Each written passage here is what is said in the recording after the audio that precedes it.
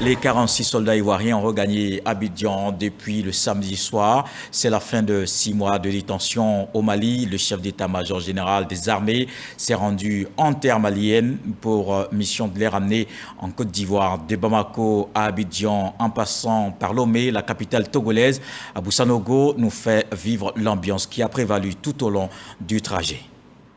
En cet après-midi ensoleillé du samedi 7 janvier 2023, le général de corps d'armée, chef d'état-major général des armées, Lassina Doumbia, effectue une de ses missions les plus inédites. Récupérer 46 soldats ivoiriens sur le lieu de leur détention, où ils auront passé près de 6 mois. Bamako, c'est nous. Il est 16h08.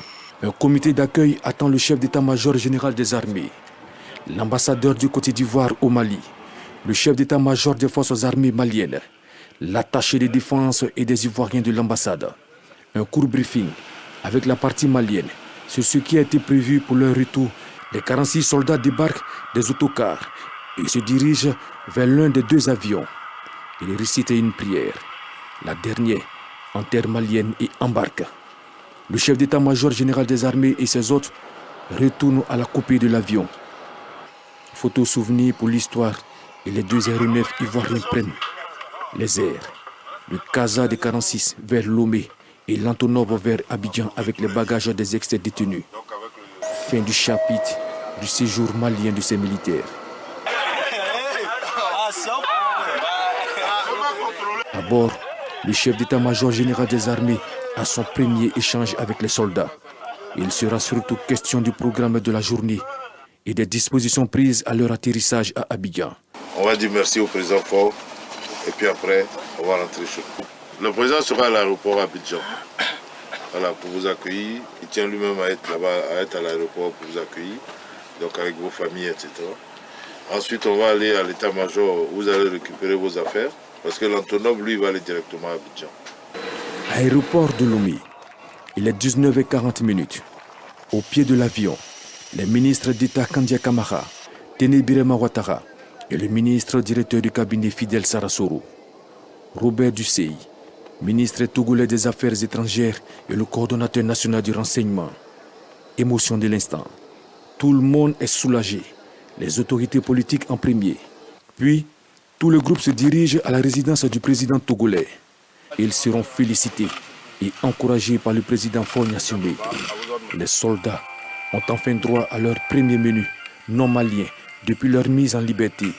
Pendant ce temps, les autorités politiques ont un tête-à-tête au cours duquel la médiation togolaise est saluée par les émissaires ivoiriens.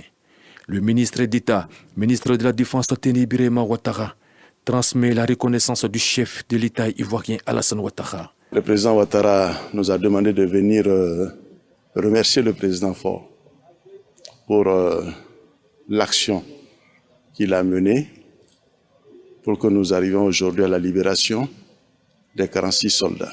Et il a fallu toute la détermination du président de la République togolaise pour que nous puissions arriver au résultat auquel nous sommes arrivés. Retour à l'aéroport de Lomé pour la dernière étape de ce périple.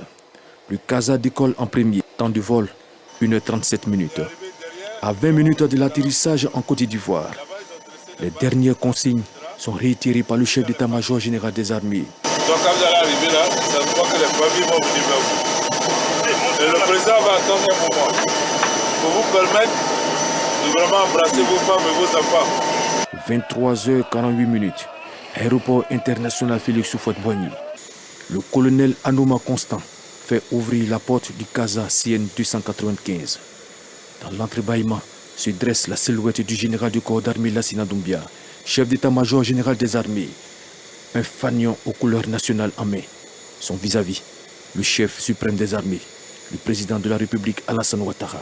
Les 46 vont suivre, brandissant chacun un drapeau ivoirien, accueillis par le chef de l'État. Ils sont entrés dans le pavillon présidentiel et ont retrouvé, dans la joie, leur famille. Moment de grande retrouvailles. Les 49 soldats ont traduit leur reconnaissance et leur fierté à la patrie.